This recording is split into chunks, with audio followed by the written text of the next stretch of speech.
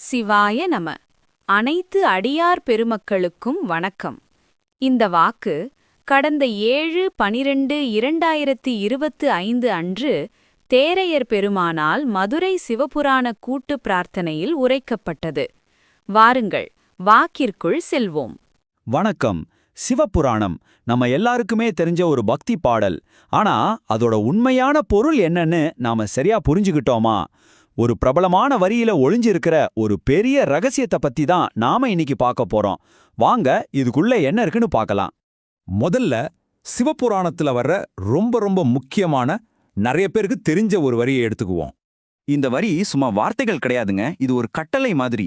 அதாவது இந்த பாடலை பாடுறவங்க அதோட பொருளை உணரணும் அப்படின்னு இது சொல்லுது.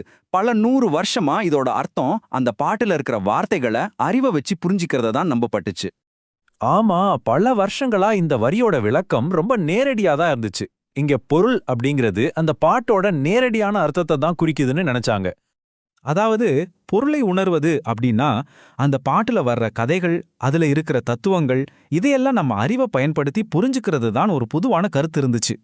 இதனால ஆன்மீக பாதையில போகணும்னா அந்த பாடலோட செய்திய நல்லா படிச்சு அறிவால புரிஞ்சுக்கணும் அப்படிங்கறது தான் இதோட அடிப்படையா இருந்துச்சு. இது முழுக்க ஒரு அறிவு சார்ந்த தேடல். ஆனா ஒரு நிமிஷம் யோசிச்சு பாருங்க. ஒருவேளை அந்த பொருள் அப்படிங்கிறது வார்த்தைகளை பத்தினதே இல்லைன்னா, இங்கதாங்க நாம பார்க்க போற இந்த ஆய்வு ஒரு முற்றிலும் வித்தியாசமான, ஒரு புரட்சிகரமான விளக்கத்தை முன்வைக்குது. இது நாம சிவபுராணத்தை பார்க்கிற விதத்தையே மாத்த போகுது. சரி, வாங்க இந்த புது விளக்கத்தோட மைய கருத்து என்னன்னு பார்க்கலாம். இது உங்களை கண்டிப்பா ஆச்சரியப்படுத்தும். இந்த முழு புதிரிக்கான திறவுகோள் ஒரே ஒரு எண்ணில் அடங்கியிருக்கு. அதுதான் 9. ஆமாங்க, நிமிடங்கள். இந்த ஆய்வோட கருத்துப்படி சிவபுராணத்தோட உண்மையான பொருள் அதோட வார்த்தைகள்ல இல்ல, அதை பாடுறதுக்கு எடுத்துக்க வேண்டிய நேரத்துல இருக்கு. அதாவது சரியா 9 நிமிஷங்கள். இதுதான் இங்க ரொம்ப முக்கியமான பாயிண்ட். நாம என்ன அறிவால புரிஞ்சுக்கிறோங்கிறதுல சாரம் இல்ல. அதுக்கு பதிலா சரியா அந்த 9 நிமிஷம் நாம அந்த பாடலை முழு மனசோட உச்சரிக்கிறோமே, அந்த அனுபவத்துல தான் உண்மையான பொருள் இருக்கு. இன்னும் ஆச்சரியமான விஷயம் என்னன்னா, இந்த 9 நிமிட விதி சிவபுராணத்துக்கு மட்டும் கிடையாதான். இந்த ஆய்வு இதை இன்னும் விரிவா சொல்லுது.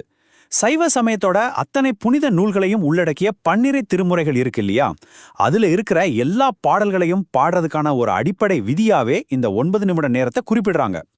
இது வெறும் தியரி மட்டும் இல்ல, இது ஒரு தெளிவான பயிற்சி முறை. முதல்ல 12 திருமுறைகள்ல இருந்து ஏதாவது ஒரு பாடலை எடுத்துக்கணும். அடுத்து அதை 9 நிமிஷத்துக்கு மேல பாடணும். ஒருவேளை பாட்டு சின்னதா இருந்தா அதை இழுத்து நீட்டி எப்படியாவது அந்த 9 நிமிஷத்துக்கு கொண்டு வரணும். சிவபுராணத்தை படிக்கும்பொழுது கையை தட்டிக்கொண்டே படிக்க வேண்டும். இவ்வாறு படிப்பதினால் நாம் படிக்கும்போது எழக்கூடிய ஒலி அலை அதிர்வுகள் கையசைவினால் இரத்த ஓட்டம் அதிகமாகி இரத்தத்தில் ஒலி அதிர்வலைகள் கலந்து மூளைக்குச் செல்கிறது. இதனால் நமது மூளையின் செயல்பாடுகள் சிறந்து விளங்கும்.